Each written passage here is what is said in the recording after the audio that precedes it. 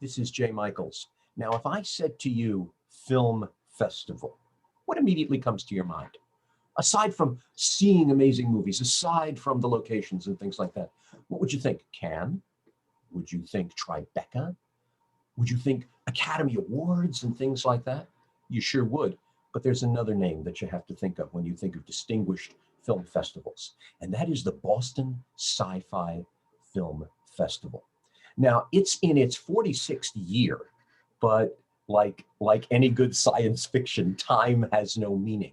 And in chatting with these two gentlemen just now, I realized that the festival might be 46, but it's actually closer to 50, that it was the Boston Sci Fi or is the Boston Sci Fi, but before that it was the Orson Welles Film Festival. It was at two different theaters. It suddenly started a marathon.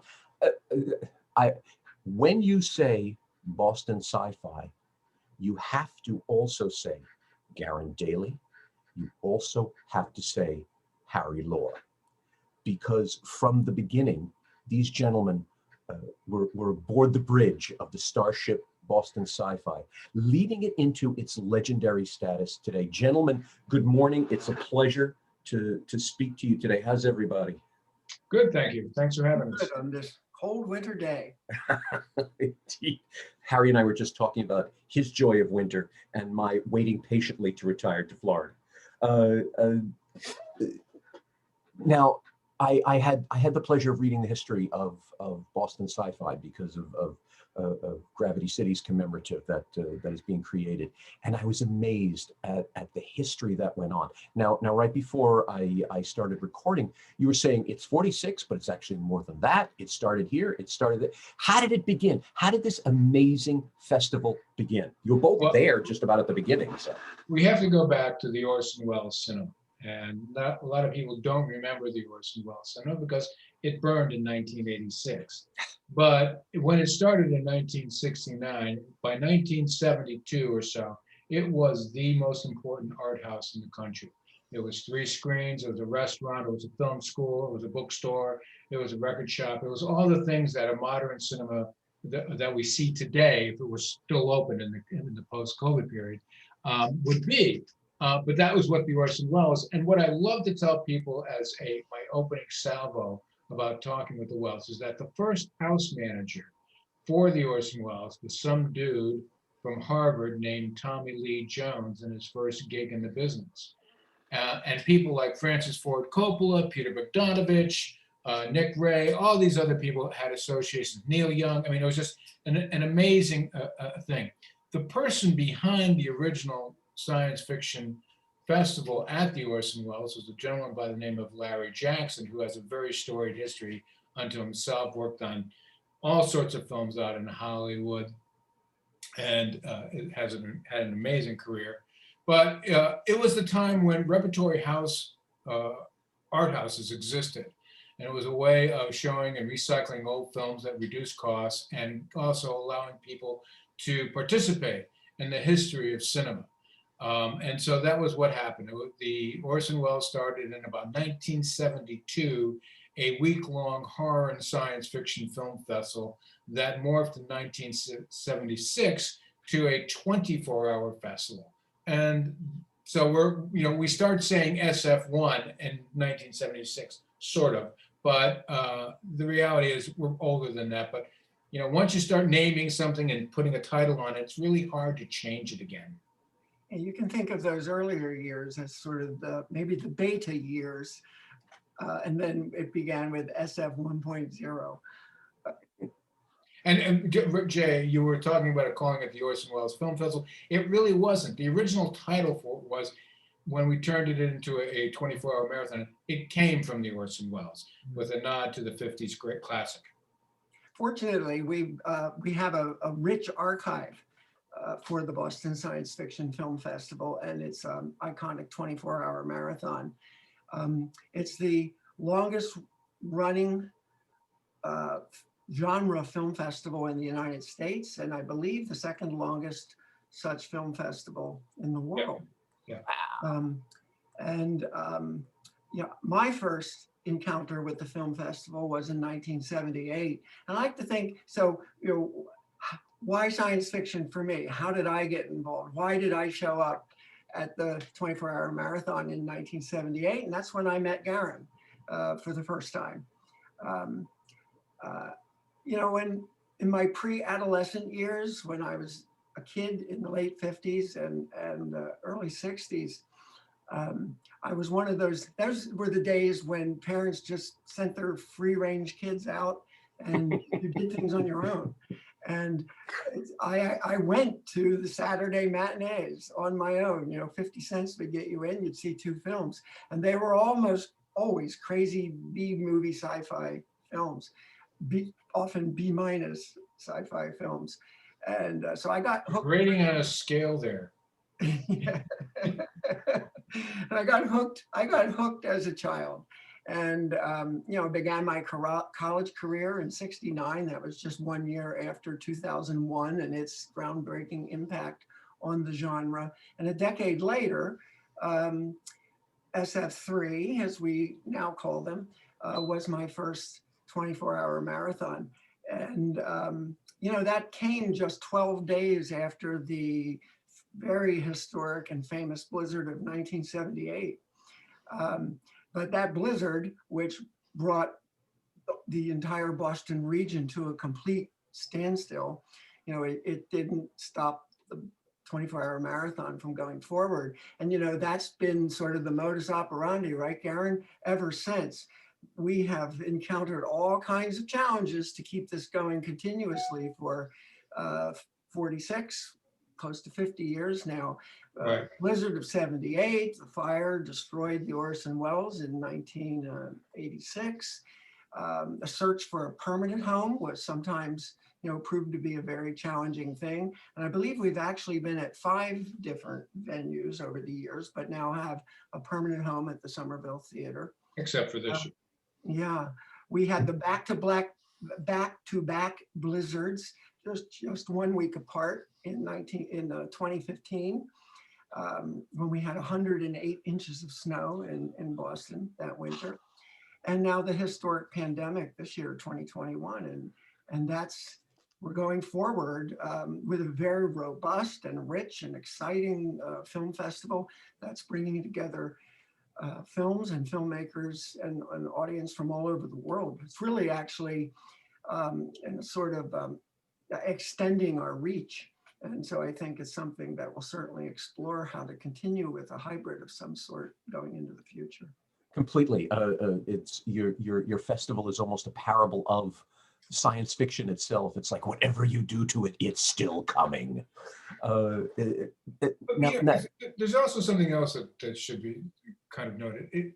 The festival has reflected the changes within the business and what has gone on in the business and things like, you know, I talked a little bit before about how this started off in an art repertory house, theater, cinema. And you know, those cinemas are gone. They're gone. You don't see an art house repertory thing. Maybe the Brattle Theater, maybe a couple of on-campus places, but essentially, I mean, in Boston itself, there were probably close to a dozen theaters that were showing a series of films, you know, on different kinds of schedules, changing every day, double features, all that. That's long gone. What's replaced it has been film festivals. And film festivals fill that niche very well. And in the process of filling that niche, it has redefined the relationship between the audience, the film, and the filmmakers and the industry. And that's really an interesting aspect when you look at where we are right now, because we are at the cutting edge. We are doing a virtual film festival this year. We've got literally 3 different virtual platforms that we are using, because that's the only way that we can pull it off. We have a platform for the marathon, we have a platform for the festival itself, and then we have a platform for the interaction and the networking that we need to do to accomplish that connectiveness or connectivity that we feel is important for the audience, the filmmaker, and for the industry itself. Yeah, the feedback that we get from our audience and from our filmmakers who participate in the festival, who come to the festival, has really shed light on how important that engagement is for them. And in fact, they've given our festival, the Boston Science Fiction Film Festival, very high marks with regard to that engagement, what it means to them to come and convene with other filmmakers working in this genre, with other actors and producers and distributors working in this genre. And Garen and the team have really made a concerted effort to ensure that the Boston Science Fiction Film Festival has that as part of its mission and delivers on that goal. Yeah, I mean, just to kind of echo what Harry just said, and we've won 11 awards over the past 5 years for excellence. And most of those awards are global awards and not little regional awards. So, we get them from Film Freeway, which has over 9,000 film festivals in it. And, we've gotten that a bunch of times. We just, 100. yeah, and we just got Dread Central put us in the top 75 horror festivals because we show horror festivals, horror films. So and again, it's part of that engagement with the filmmakers, that the breaking of the wall. Remember, we for years it was the mystery. You walk into the theater, the curtains part, and you didn't know the magic that was going on behind it. Now we want to know what the magic is, and we want to meet the people who create, because then we feel closer to the product or the imagery or the stories that are being sent to us. I totally agree. I think audiences these days, in the good old days when we all went to the matinees, the audience just wanted to see the spaceship. They just wanted to see the film. Nowadays, they really want to understand the special effects. They want to understand what it took to raise the money for it. They want to understand the scripting, where it came from. Audiences are far more intelligent, if you will, or willing to be informed, I guess is a better way I of putting think it's it. more than that. I think how I look at it is, we have been bombarded with visual images from TV as children. I mean, there's something like, what kids see, something like 30,000 ads by the time they're 4. Oh, sure. We are conversant with the imagery, the editing, the process of all of that stuff. And it's almost second nature to us. So to build upon that by getting more engaged with independent filmmaking and making your own films, and having an iPhone now, which again, everyone says you can do all sorts of different kinds of things on it. It's all part of that inclusive, growing community of creativity. The democratization. Everyone wants to be involved in it. The democratization of Yeah. that art form. The means of production are now in the hands of the people. Yeah. Well put. Very well put. I also think we might want to talk about the genre a little bit as well, because science fiction clearly is a very popular genre these days, and we bandy. I guess we throw around the word important maybe a little too loosely, but I do think science fiction is important in our culture, important to our the way we think about things. It's an art form that presents allegories and commentary on the world around us, on the world that might be or the world that might become. And so I think it's very provocative in that way. It's a very, very broad genre. It includes or subsumes just about every other genre you can name. Everything from blockbusters to provocative talkies, from westerns to horror, from rom-com to fantasy, from the fantastic to straight up science. Science fiction includes all of that. It's really interesting. I've often contended that any horror, science fiction, or fantasy film, no matter how small the budget, no matter what about it, it's a cautionary tale. It's a parable. And if we would just stop for 1 minute and really listen to it, we might be saving the world. Think about if people really watched the movie Contagion back in 2011. Would we be sitting here like this now? Yeah, we probably would be, but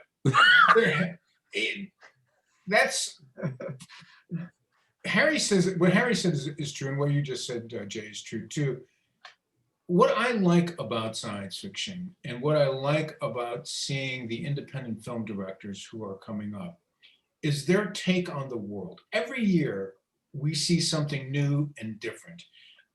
We see people who are looking for, not necessarily looking for, but explaining their story in a cinematic way. And when that happens, we can actually look at difficult topics and talk about them. And talk about them because they're not necessarily present. They could be in the future, they could be in the past. For an example is, we have 2 films this year which talks about pedophilia. Now, you would think pedophilia is like really one of the worst things that you could actually make a film about. But we have a feature and we have a short. And what is interesting about both of those films is they are talking about the disease of pedophilia and how it replicates itself in memory. And in one case, the film is about an AI who is hired, who is bought and purchased by a pedophiliac, and then later sold to somebody else. How does that memory of that person transmit into a new environment? And so that is an exploration of the memory of all of those things. That's a very difficult topic, and we've seen it before. We've seen, 15 years ago, gay and transgendered people being shown for the first time in positive lights and within science fiction and genre films, because it's easier to do it when it's not so present. You can't it's really difficult for an audience to accept it when it's right in front of them. But if it's an allegory, as Harry was talking about before, as you were suggesting before, it becomes easier to digest. And I believe in that. We do what I want science fiction to do, and that is to make us more human. And that, for me, there is no such thing as race. We're all human beings. And I love Star Trek for that, because that is such a great lesson to understand. Race is a concept constructed by people who want to oppress other people. It's no different, nothing other than the different eye colors that we have. Yeah. It doesn't exist, actually. It's funny you talk about Star Trek, because Star Trek had the first interracial kiss on there. And so it made history. You're talking about the TV, the original TV. The original, of course, the original. There's also Rod Serling based his entire modus operandi, if you will, on of the Twilight Zone, on the notion that, okay, he is replacing prejudice and bigotry and abuse and all of this with robots and ghosts and whatever else. So he agreed with both of you in terms of it being a parable. Harry, what were you going to say? I was just going to say, just to follow up on what Garen was saying, another way, I agree, and another way I think about it is that when we gather together in the theater in person or virtually online, we're entering a safe space where we can immerse ourselves in the subject matter and the presentation and the themes, and then we leave that theater, and hopefully we carry with us the messages and provocative thoughts and new ways of seeing and thinking about things when we come out of that safe space of the theater. It's also diversity, I think, and you were getting at that, Garen, and what you were just saying is that I think the diversity of filmmakers, who's making the films, men, women, people of all ethnicities, people with disabilities, people with tremendously varying life experiences, that's very rich today. And I don't, it would take something of a scholarly exercise, I guess, to explore the extent to which that's different than the way it was 50 years ago or even 100 years ago. Because science fiction, dates to the late 1800s, and motion picture science fiction dates to the late 1800s. But it's that diversity, I think, which is reflected in the Boston Science Fiction Film Festival, which is also one of its, great hallmarks. before I ask you about this year's festival, which is gorgeous.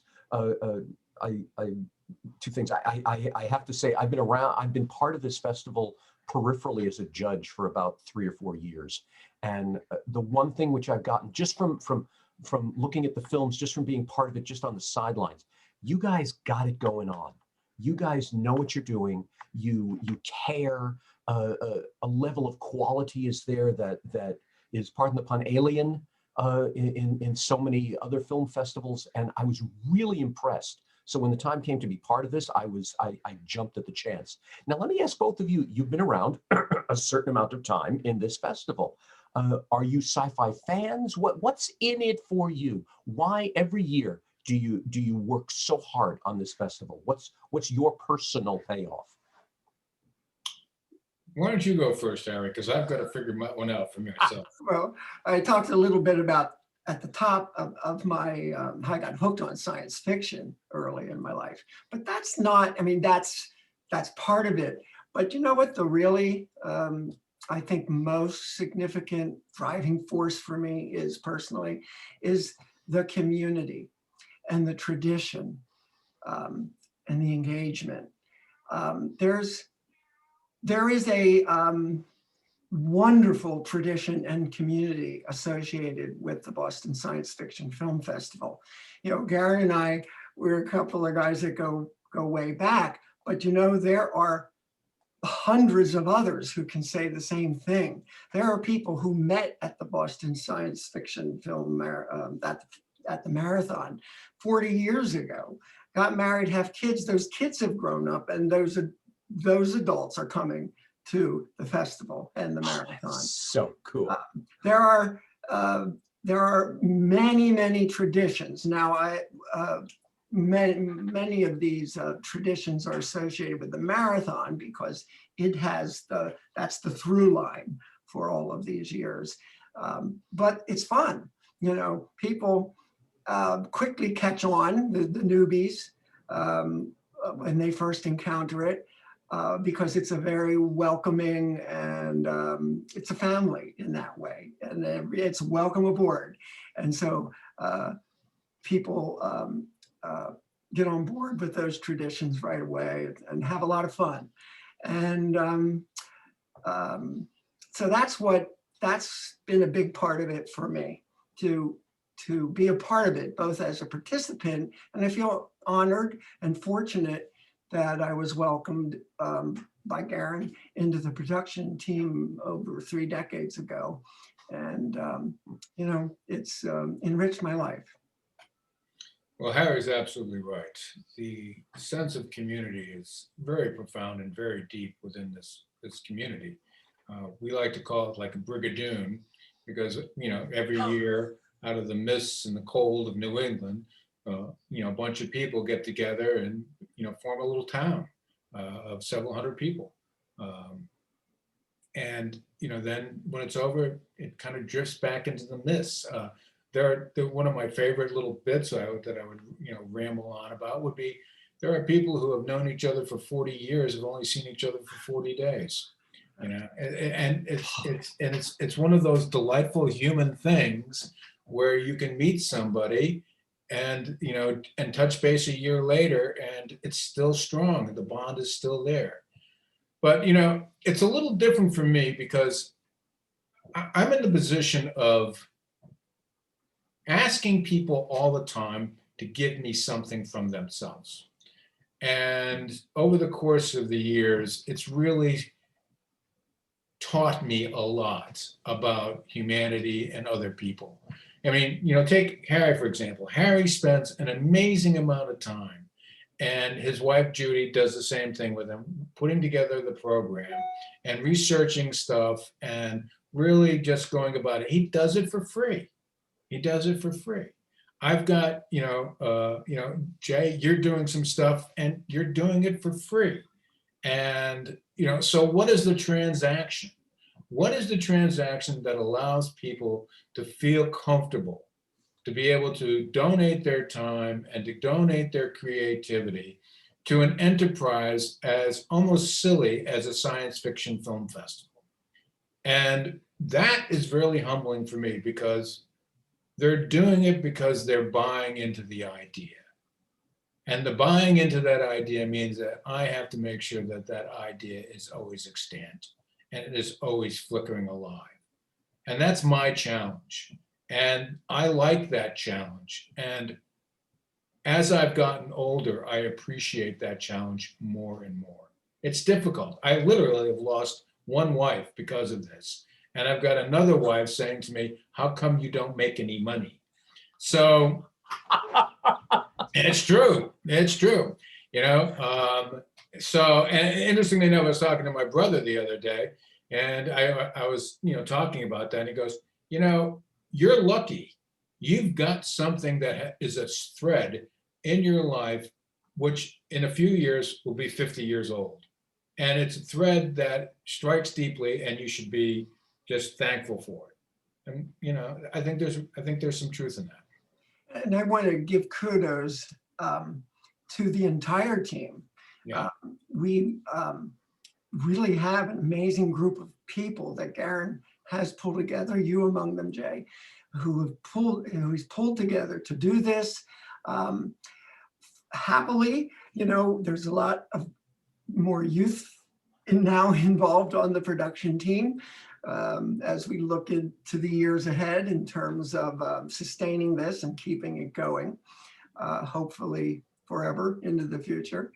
But it's really an amazing group of people who do come together to volunteer their time to do this. I think it's the experience, you know, in life, at the end of the day, at least to me anyway, it isn't about the things that I have or the things that I've acquired. It's about the experiences that I've lived and the people who are my friends and the people who I love. And, you know, that's what the experience of being a part of the Boston Science Fiction Film Festival means to me. You know, I grew up in a small New England town. I mean, literally, my graduating class in public high school was 48. And I still have friends from my high school. I have a friend from third grade. And we see each other several times a year, and we're great friends. So the Boston science fiction film community, for me, is like a small town. It really is all about endurance, experience, and, you know, accepting everyone for who they are. And we as a culture have kind of lost that. And I think that having that touchstone is an important part of who we are as human beings. And if you notice, I keep talking about humanity and human beings because it's such a huge part of what I believe is important about Boston Sci Fi and what we're doing. I completely agree. The feeling I get from both of you and from the entire team is exactly that. You know, it's funny when you look at an old TV show where there is a crew, when there is a team aboard the Starship Enterprise or the Doctor and his companions or any of these shows, there is a sense of love, there's a sense of community, there's a sense of passion that they have. And it's so ironic because you see it there on the screen and then you see it in the audience that's watching it. So it's really quite brilliant. And speaking of brilliant, this year is breathtaking.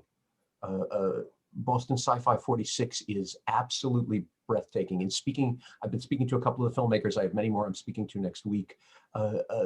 Brilliant group of people, engaging group of people, marvelous. Tell me about this year. Tell us all what's happening in 10 days. Well, it's the first thing you have to understand is that we are a curated and submitted film festival, which means that we get films and we get people from two locations, either through the submission process or the curation process. The submission process is an outgrowth of that art repertory house theater demise. And it's also a function of the fact that it's so much easier to make a movie these days than it was 25 years ago when you had a 16 millimeter or 35 millimeter and the costs were exorbitant. It took a really hard time. Now you can make a really good film for $10,000.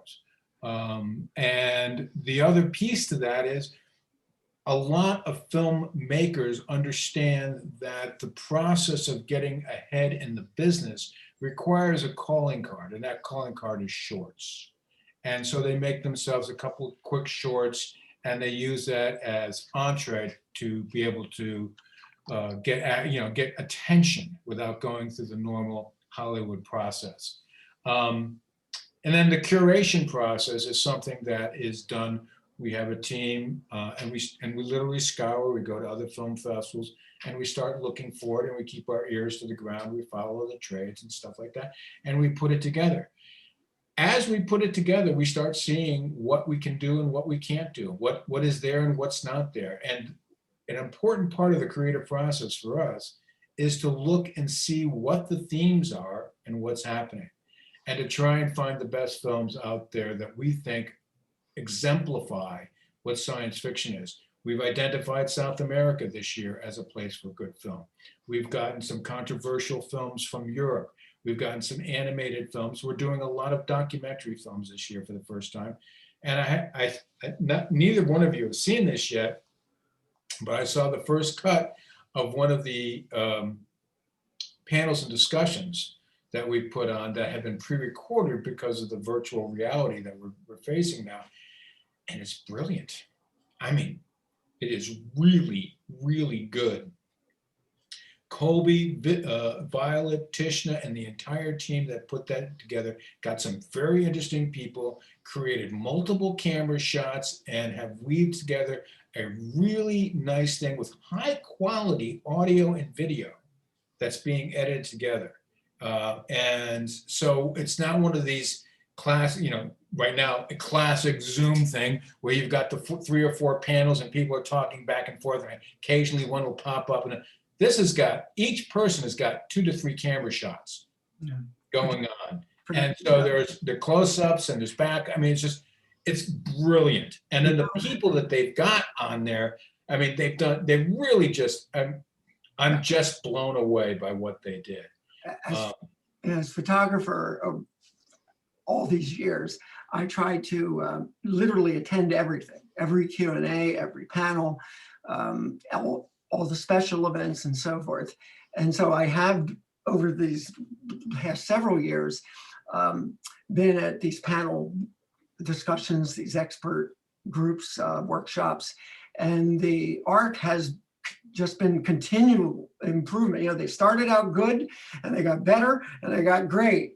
And to hear Garen talk about the production values of this year's panels, you know, it's going to put a lot of pressure on us to record, even when we're gathering together in person, which I hope we're able to do next year, or certainly by the year after that, to continue making these available to the public through online platforms. So it's going to be interesting to see how that goes. You know, just by the numbers, Garen, I believe we have 10 panels this year. Correct.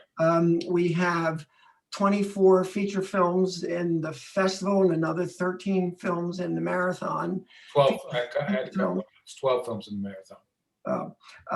We have, and the 10 short subject blocks with more than 50 films total in the short subject blocks. And they're terrific, as Garen says. That's So Jay, I want to let you in on a little secret here. Harry was talking about trying to make every single one of those events and stuff like that. I would purposely plan as many as I possibly could to drive Harry completely nuts. Somebody, you know, I think on the 10th or 11th day last year, someone in the audience said to me, "Do you have a twin brother? Because I see you at everything." And even when they're booked at the same time, because I would dart back and forth between them, sometimes different venues. It was just quick on my feet. That's great. Oh, that's great. I envy you. I envy you to be able to do that. So you have this huge amount. So you have these amazing panels. You have these incredible films. I've seen one of them as I have a client actually who submitted a film in this, and I've seen their film, and if that's any indication, then then this is, again, top notch. How do people connect to this? If someone's watching this and they said, okay, I got to get to that festival, I have to meet Harry at every single panel. How do they do it? How do they get tickets? Well, obviously, you go to the website, www.bostonscifi.com. Hopefully, we've done a nice job of being able to navigate where it is. The schedule is posted there. Our tickets are sold through FestHome and bold type tickets. And we, try to do a pretty good job, I think, on social media to keep people informed. I mean, someone once told me, and I totally agree with this, that film festivals are runaway trains. And the only way to not, get run over by it is to jump on it. And so, we know we're gonna have some errors. We know we're gonna have some bumps in the road. We know we're gonna have some hiccups. Hopefully it'll be good. And again, what people don't understand is we don't have a paid staff and we have nobody working full time. So to be able to pull off what we do, and unfortunately, I have a lot of ambition and I put a lot of pressure on everybody. And they are really good about making me not look horrible. But we were talking a little bit about some of the films. I mean, we have films about disabled people in a positive light this year. We got 3 films. One is called Mr. Han Solo, which we are doing the international premiere of. It's an Andorran film, and those who don't know where Andorra is, it's on the Iberian Peninsula. And but it's a story about a young man who is born with what is known as Poland syndrome, which meant that one arm is malformed. And in the course of his life, he loves Legos, and he comes from a poor family, but his family is very supportive. And so he creates a arm out of Legos, and it's functional, and it's useful, and its story is inspiring. And he's now become an ambassador for inspiration and hope. Amazing. We've got another film called Making Sense, which is a fictional film, but what's nice about it, there's no Hollywood whitewashing in it. It's a story about degenerative senses, and the 5 leading actors all face the challenge of having a mitigated sense. And so they are showing the film of how they can do things, not how they can't do things. And that being able to do something rather than looking at the negative is really very much what science fiction is all about. Jay, you asked, the practical question of how do people access the festival? How do they get tickets?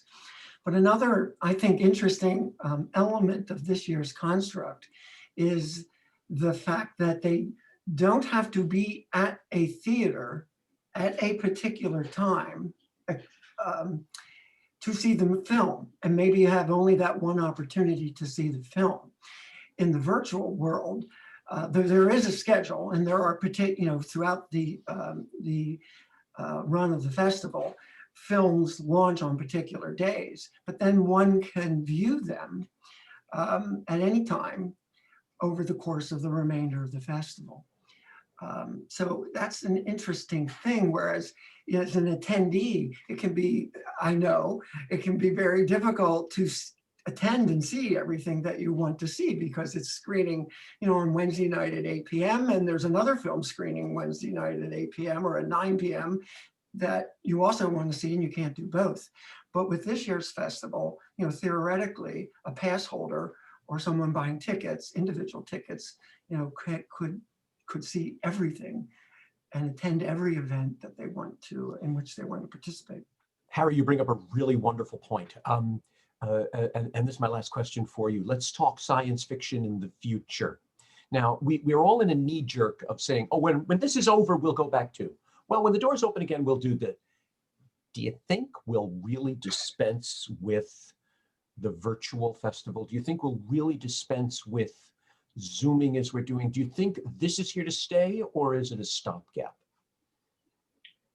There are too many questions there to answer with one word, but the reality is, and I'm an historian by avocation, you know, it's what I studied in college and stuff like that. And I am a student of the entertainment industry. This is a new technology.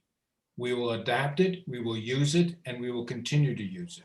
There's a lot of things about the virtual world that is really interesting and exciting. We are just starting to tap into what the virtual world can bring to us. And as we look at over what is going on in the industry, there are a lot of OTTs. OTT standing for over-the-top networks. Netflix is an OTT. HBO Max is an OTT. Content is king, as everyone in Hollywood keeps saying. So there are a lot of possibilities for film festivals to expand and contract and how do they use it. Do I see virtuality being the dominant force for the next year or two? I think it's eventually it's going to become another tool that we will use to expand our audience, to make ourselves more available, and to compete with everybody else out there. I mean, the reality is we're going to be losing a lot of cinemas over the next few years because they're not going to reopen. And I also feel the same way with a lot of the film festivals. A lot of the film, I mean, you know, the last time I checked, there were over 15,000 film festivals in the world, okay? A lot of these are vanity projects. A lot of these are not very well financed. A lot don't bring the experience to it. A lot don't understand. I've actually been involved with some that have not been, really didn't understand their market. But we're going to lose some. The ones that are smart, the ones that have the wherewithal, either financially or smart wise, they'll figure out a way on how to use it. I think that, you know, what we're doing with Boston Sci Fi for 2021 with SF46, it's pretty close. You know, we've got, like I said, 3 virtual platforms. One of those virtual platforms, which is Socio Events, is nothing that a film festival has used before. And that is because they are mostly for trade shows. But what they offer for trade shows and what they offer for us is that interactivity. The same thing is true for the marathon. I can't tell you how many conversations we had during the course of April, May, June, and July with distributors trying to find out whether or not we could get films for the marathon. And the resounding answer was basically no. So we had to find something that we worked, and we found it with Swank Motion Pictures. And I was talking to their representative today. Nobody has ever done a 24-hour marathon of films on science fiction, on Swank's platform before. We don't know of anybody other than us that has ever done that before. Now, I do know that there have been, I think it was a Mr. Rogers marathon on Twitch, but you know, no one has ever done a film festival before. And a terrific lineup too, in terms of the content for the marathon. Well, not to hear some of the faithful, they're complaining like crazy, but they always do. I love them for it. They irritate the heck out of me, but it's like, you know. Very strong opinions. Well, that's true. It's like, remember I was talking about this small town? You've got a small town with very strong opinions, and you know, it's not meant to be personal, it's just, this is what we think. And over the past 45 years, we've screened over 500 films at the marathon. Yeah. And you know, people want to bring some back, and they want to see new things as well. I agree with what you just said, Garen, in terms of the virtual channel being one of the tools in our toolbox going forward. Yeah. But I think it doesn't supplant or eliminate gathering together in person. Human beings are a herding species. We need to herd together, to come together in person. So, you know, my anticipation is that we'll go forward with a hybrid, and you know, it's going to continue to evolve. And technology. There will be technology 2 years from now that doesn't exist today to help facilitate and make it easier for the public to participate in events virtually like this. And so I anticipate that, or I hope anyway, that we will see a combination of the in-person gathering at the Somerville Theater and the delivery of content simultaneously online. one of my predictions that I keep to myself, and I always make predictions, and mostly they don't come to pass, but is that the live event will be augmented by the virtual event to the point where the live event will completely sell out and the virtual event will be the add-on. And that's kind of where I see it. But Harry's absolutely right. There's no way in heck that we are going to ever, replace the live event. One of our signature pieces is the after film get-togethers, which we would we would plan some parties, but like for the past several years, they were just spontaneous parties happening all the time. And we would go over to a restaurant and bar, we'd say, okay, our budget today is whatever. And we would buy everyone, food and stuff like that. And Trivia night. they were just awesome, awesome. Trivia night, like 150 people showed up for that at the bar. I encourage listeners to go to the bostonscifi.com website and go to the photo gallery. And we have several hundred photographs from last year's festival posted there. And because you don't take pictures in the middle of a movie, we do the Q&As and the panels and things like that. But a large proportion of those photographs are the after parties and brunches and lunches that Garen is talking about. So I think it certainly will give listeners an idea of what it would feel like to be at the event in person and what we will bring back just as soon as we can. It's funny you mentioned about the photo galleries. Again, I had the pleasure of going through. Harry, you took all those pictures, didn't you? Or most of those pictures that we were looking at. Every one of them, yes. Oh my God, yes, you had to be in every place at the same time. And the one thing which all the pictures denoted to me was the absolute joy on the faces of the people there. Whether I'm looking at a bunch of people sitting in an audience waiting for a movie to start, or Garen, like you said, those parties. You could see that it wasn't this organized table with place cards thing. Everybody was just having a blast, but it was a real blast. Every face had the broadest smile. Everybody looked aglow in where they were. And that is a standing tribute to both of you, the entire team, and to the notion of the festival itself, that yes, whether sci-fi, horror, fantasy, whatever, you have brought such amazing joy to people for nearly 50 years. Orson Welles was famous for saying, "You'll miss me when I'm dead." And I'm sure wherever he is right now, and he's looking down at his accomplishments, something tells me having a theater named after him where such a festival occurred is something that even he is broadly smiling at. Gentlemen, thank you so much. It's a pleasure to speak to you. When we're at our meetings and things like that, it's always like, did you get? So I never have a chance to just sit down and hear stories from both of you. And I'm really thrilled. Thank you so much for sharing all of this. And here's to another banner year for Boston Sci Fi. Thanks, Jay. Thank you so much, Jay. My pleasure.